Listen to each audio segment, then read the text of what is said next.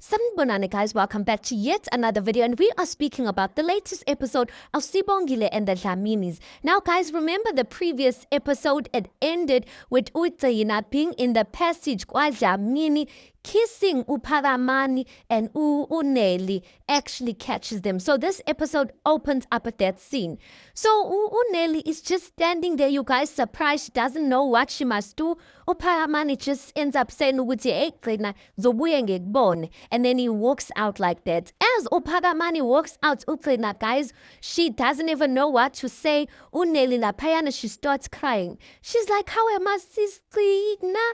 uGcina then says ngiyacela fana ungatsheli muntu Nelly. uNelly is like, hayibo uphapulana nobhuti kaVusi la endlini yakwaDlamini. uGcina then says ngiyakwazi ukuthi ku-wrong kodwa bengidinela uVusi, bemfuna uyikhipha yonke lento. uNelly then says hayi ayikho into engiyaziyo musa ukungifaka kulento. uGcina then says ngiyacela, angazi nami ukuthi bengingenwe yini, ngiyacela sisi, ngiyacela cela ungithembise ukuthi ngeke utshele muntu ngalento. And then uNelly ends up saying okay ke, and she leaves uGcina nje kanjalo. Okay, next scene, guys. Remember the previous episode, uVelaphi, she fell asleep estradini, and there was some men who were coming towards her. Guys, do they want to take her or what do they want to do? But as those men are coming closer, kuvele uSangweni is like, yay, nina zinja, nenzani lana.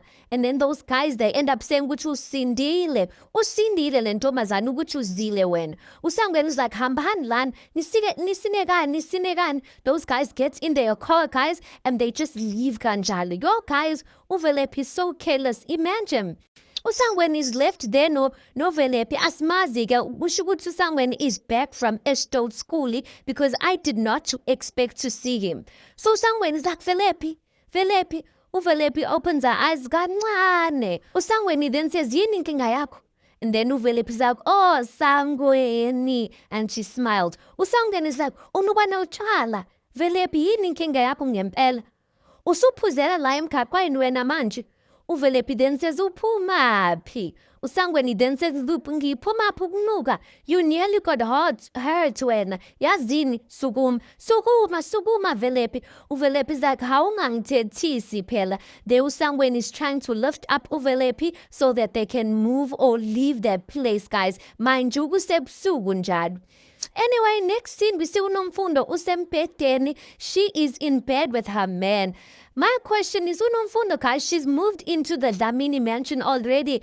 Abomalume bona, when are Ingqoqo supposed to start? Aren't they supposed to start with that before uNomfundo moves into the house? Mina ngimthembu njengaye angajika nje and not do the right thing towards uNomfundo. She'll end up being just a girlfriend or a girlfriend esesithenjini. Anyway, they're sleeping in bed. Kusho ukuthi game yakhe, guys, she gets a chance to sleep with uNjengaye already within the house. So uNomfundo says ulele lana izolo ebusuku, uyangikhumbula? And then uNjengaye is like, yeah, hey kodwa yikuthi ikhanda lami lisaphithene nje. uNomfundo then says ngiyathemba ukuthi uzozilungisa izinto phakathi kwakho noKwenzo noQaphelani. uNjengaye looks at her and he's like, wenze njani ngaye? uNomfundo then says, close ninoQaphelani sibalukhulu. uNjengaye then says, yeah manje. uNomfundo then says, I mean akasekho emhlabeni. uNjengaye then says, yeah ufile. Ngikhathela abantu belokhu bengicefezela ngaye. Uyena ngalana, uKwenzo ngalana, yimina ngalana. Ufile, ayikho into esizoyenza, ufile. uNomfundo is like, okay. How? Bengaqondi luphatha kabi. And then uNjengaye is like, Nomfundo, sorry man, it's not you. uNomfundo then says, yini pho? uNjengaye goes on to say ukuthi iyo yonke lento yazi ukukhuluma nje nangaye brings back zonke izinto emqondweni nami. uNomfundo then says ngiyabona, and then the scene just ends like that. uNjengaye is trying to act strong, ingathakana ndaba ukuthi uQaphelani akasekho, yet we know yesterday he was crying alone. This thing is affecting him and he needs to accept, you guys, that it's possible to love and hate, in inverted commas, a person all at the same time. Because I feel like that's what Unjengaye is struggling with at the moment. Anyway, next thing we see, guys, uSangweni uKwambalenhle, he is speaking no Papsi laphana. He's busy ordering, guys, so much food. He's busy saying, bengicela ama-ration awu-6, bengicela olaji bama-fries awu-tuna. That time he already ordered. So perhaps he's like, how so odile nje nakho ukudla? Why usafuna okunye? He's like, no, yikuthi sibaningi ini. Perhaps he's like, khona-ke ubuye nini? Because I'm surprised. And then uSangweni is like, hey Papsi, yikuthi ngifuna lento ukuthi ibe yi-surprise. Lento yami yokubuya, ngifuna ukuthi ibe yi-surprise. So bengicela ukuthi ungatsheli umuntu ukuthi ungibonile, ngifuna usurprise ubaba. And then uPapsi is like, okay, no, akunayinkinga-ke. And then says as she's going to the back to do another order for him, Usangweni avela thatha ama-plastic of the order she's already done for him, and he runs out. Kusho ukuthi ubaleke nokudla, you guys, and he didn't pay for it. Few moments later, we see uSangweni uhleli noVelephi kuyadliwa, guys, bayahleka. Obviously bayahleka because they know ukuthi that is some care's money that they are eating. So uVelephi is like, manje ngitshela ukuthi uvele waphuma embalelihle nje kanjalo.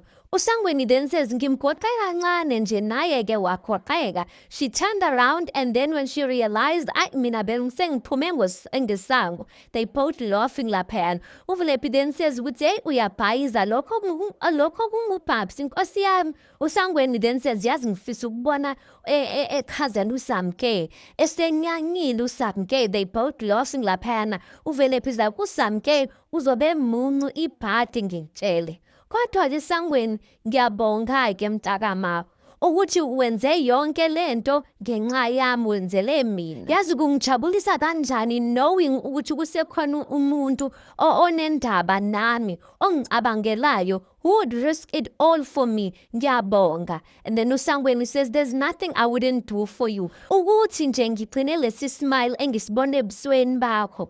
Kanti-ke khululeka ngendaba kaManqoba, naye-ke uzobuya. Kodwa kumele ungithembise lento yakho yokuthi uhambe uyophuzela ngaphandle, ulale emgaqweni ukuthi uzoyeka. uVelephi is like, okay-ke. And then uSangweni is like, cha phela, mele sipeje phela. And then uVelephi is like, okay-ke. They do a pinky promise, and uVelephi is like, ngeke ngiphinde. I will work on being a good mother, ngenze yonke into kahle nje. Kodwa-ke, how do you plan on getting uManqoba back? And then uSangweni says, yabona leyo, into engizokutshela yona yikuthi leave everything to me. Wena relax nje. uVelephi is like, okay-ke mister. And then the scene just ends like that.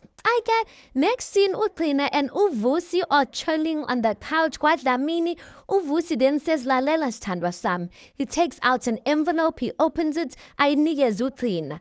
uQina says, yini lena? She starts reading it. uVusi then says, ukuthi ngikuvulela i-account ye-trust fund. Ngiyazi ukuthi mhlampe ngeke ifane nokushada in community of property. Kodwa useyisiqalo lesi. Into engizoyenza mina is that ngizodeposita kuyona inyanga ngenyanga, so that whatever happens to me, ngiba nesiqiniseko sokuthi uzoba right wena. And then uQina is like, imalini? I was just like, Thila, you're not even saying thank you. First and foremost, uGirl is asking imalini. uVusi then says, ngikufakela 100,000. uQina looks disappointed. She's like, 100,000? uVusi is like, yeah, ubucabangani ukuthi mhlampe ngizokufakela 10,000. uQina is like, abanga ukuthi uzongifakela 500,000. Kodwa-ke, and then they both laugh. uQina goes on to say, kodwa-ke 100,000 nawo, it's a start, akufani. Yonke lento yenzela mina, so I appreciate it. uVusi then says, yeah, and yona mali engisayisavile lena. He goes on to say, about ukuthi njengamanje so kuyisikhathi sokuthi suyeke lo mshikashika wemali yepenshini ngoba yonke imali iza kuwena. And then uQina says, yazi angikudeserve wena Vusi. uVusi then says, thandwa sami, ngiyakuthanda ayikho into engeke ngikwenzele yona emhlabeni ugcina then says and uyangiprovela yazi isithanda sami uyangiprovela lokho and then she kisses him she's like ngiyabonga as they busy kissing uNelly walks in carrying a tray you guys with refreshments she is nervous because I mean the last time she saw uClina was kissing uPhakamani and now the next time she's seeing uClina's kissing her husband. So Nelly walks towards them. She's like, ngiyaxolisa ukuniphazamisa ngilethele ama-refreshments. Uvusi like, kubukeka ngathi kumnandi ke lokhu. uClina then says siyabonga but uClina and uNelly are looking at one another to say ukuthi hey Miguel. Anyway, again, next scene, we see Usibongile. She is at Ukwenzo's place. Usibongile is then saying to Ukwenzo, yazi ngesikhathi bengikhuleka ekuseni, uJehova uye wangivezela isibonakaliso. Ukwenzo then says, okay, isibonakaliso esithini leso. Usibongile then says, Kwenzo, umndeni kababa uStanley uyakudinga. Ngiyazi ngeke kube lula Kwenzo, kodwa ungenzeka. And then Ukwenzo then says, hayi Sibongile. Mina bengingekho umndeni eXabana, so please just like ungangifaki. Usibongile then says, Kwenzo, isimo sika baba uStanley nomndeni wakhe siyafana nesami. Nami ngiyazi inhlupheko ukuthi njani. Ngiyazi ukuthi kunjani ukuvuka endlini ongazi ukuthi ingawa noba yinini. Ukwenzo then says, okay ke Sibongile ngiyakuzwa. Usibongile zakha Kwenzo, awuzwa mina. Uzwa lento uJehova afuna ukuthi uyenze. Cela ukuthi ungikhombise ukuthi ngempela uyindoda le emfuna ukuyishada. And then Ukwenzo then she says, Usibongile says, siza abantu abaxakekile Kwenzo. Anginandaba ukuthi ubaba uDlamini uthini, kodwa wena melulalela uJehova wenze lokho akutshela ukuthi ukwenze. And then the scene just ends like that, you guys. Next scene, we see Unjengaya. He is speaking to Uvusi. They are chilling, busy sipping on some whiskey there. Unjengaya then says, ay, isibalkhulu ihamba kahle kakhulu, iyakhula. Then Ukwenzo walks in. Ukwenzo's like, hey, hlezi nikhuluma ngomsebenzi la ekhaya. Unjengaya then says, oh mfana, asikubonanga ungena. And then Ukwenzo then says, yazi ngifuna ungivezela isithombe lana. He goes through his phone. Isithombe sika baba uStanley nomuzi wakhe wala eMadadeni. Unjengaya then says, hayi kanti ke mfanami asikho isidingo. Mina noVusi asikho interested. Ukwenzo then says, hayi no kanti kulungile. Then he takes his phone, he's like, this is the house. He shows them. Unjengaya then says ukuthi kanti awuzange ukuthi ngitheni. Ukwenzo then says, ufanele phela. Angithi wena uphila kamnandi uphila ubukhazikhazi. Zibhekeni manje, nizishaya whiskey, niphila kwi-mansion, wathi ubaba uStanley yena. Uphile ebuhluphekweni, uphila kumuzi odilikayo. uVusi then says ukuthi angithi uyazi kahle ukuthi ubaba uStanley uphila kulesimo aphila kuso ngoba umuzi wakhe azange awunakekele. Unjengaya then says, azange ngikutshele wena Kwenzo ukuthi kuhlukana nalento. uVusi then says, kahle Kwenzo, uzama ukwenzani ngempela? Yini ufuna ukulanda iy'nkinga zabantu uzozifaka la ekhaya? Ukwenzo then says, awuqondile lento oyishoyo bhuti. uVusi then says, kanti ngiyiqondile lento engiyishoyo. Unjengaya then says, uqinisile uVusi. Ukwenzo then says, yazi angazi kungani ngizimoshela isikhathi ngikhuluma nani. At this point, Ukwenzo's up on his feet. He goes on to say, ukuthi nina, you are supposed to be amadoda kule family yakwaDlamini who are old and have wives. Ngabe niyasihola, nisikhiphe enhluphekweni, wada nenza njena nje. Unjengaya then says ukuthi sekwanele mfana. Ukwenzo then says, ayikho into eyanele baba, mina sengikubonile. Iyodwa into that I've learned from you. Yikuthi kulungile ukuthatha from abantu abahluphekile ungashawa nangunembeza. uVusi then says, yey wena, yey. Ukwenzo then says, awukahle wena. uVusi then says, awukwazi ukukhuluma nobaba kanje. Usukhuluma nobaba ume ngeenyawo wena. And then ulokhuzana Ukwenzo then says, ubaba ufuna ukuthi simkhumbule ngalendlela, Iyona ndlela okumele ukuthi simkhumbule ngayo. Unjengaya then says, okay ke mfanami.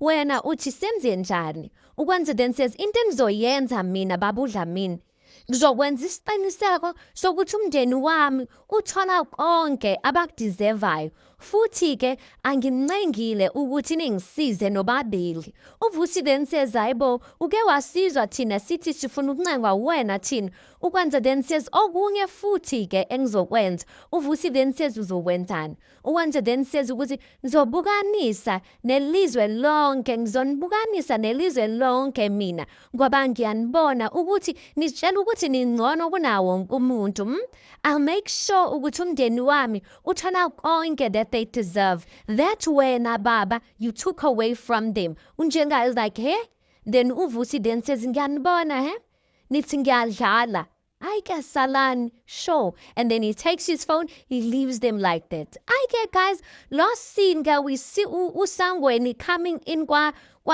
mpambo namabheki wakhe. While usamke etuyaphada guys, she hears a knock emnyango. When she goes and open the door, usangweni namabheki wakhe. Uvuma so happy to see ingane yakhe. Usamke, she is so irritated. Yo uvuma zayike ibuyile ingane yami. Waze wamuhle, nasemzimbeni, ngena mfanami, in samke wamthathela iplate umphakele. Usamke's like zonke lesisikhathi. Cause ngiyazi ukuthi wena udala ulaye eqobo futhi yangikolota wena ubhabsi ungitshelile ukuthi wena you took food wangangikhokheli and then uvuma then says how samke awume kancane uphakela ingane wena sangweni hamba beka amabheki ubuye lapha ubuye lana ayi ngempela usangweni does that he comes back he sits down he's like yazi baba nawe anti samke ngifuna ukunibonga Yes, bengafuni ukuya kwe-Estate School kodwa manje ngiyanibonga. Basifundise neBhayibheli yokuthi he quotes Exodus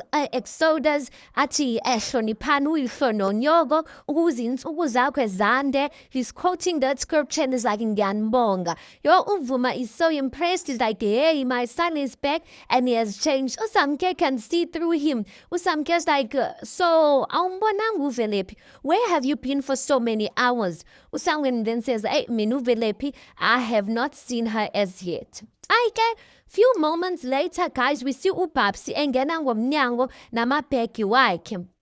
Usamke's like, hey, Papsi siyabonga phela asilali lana. Besaqala ukuthi uzosigadela uManqoba. uPapsi's like, no, akunankinga ke. Usamke's like, hey, bengicela ukuthi uyocheck uManqoba eKamereni. uPapsi gets up, she goes to the room. Few moments later, she comes back. She's like, hey, Boma, uManqoba akekho. Then usamke's like, usangweni yena. uPapsi's like, nayo usangweni akekho, iwindi livulekile nje. And then uVuma's like, hawu nkosi yami, yazi ingane zikadeniwe zizombulala, ngizofa, inhliziyo yami izoma, izovela ithule, ngifefi. Usamke is so annoyed, you guys, because it's almost as Usamke is saying, I saw this coming. Guys, this is such a silly move by Usangweni, because this is obviously going to make things worse, you guys. Now, they're really going to escalate this matter to the court. Anyway, let's park it right there because that's where the episode ends. You tell me your thoughts on this. Please do make sure you like the video. Please do subscribe. It is absolutely for free of charge. And I'll see you guys in the next one.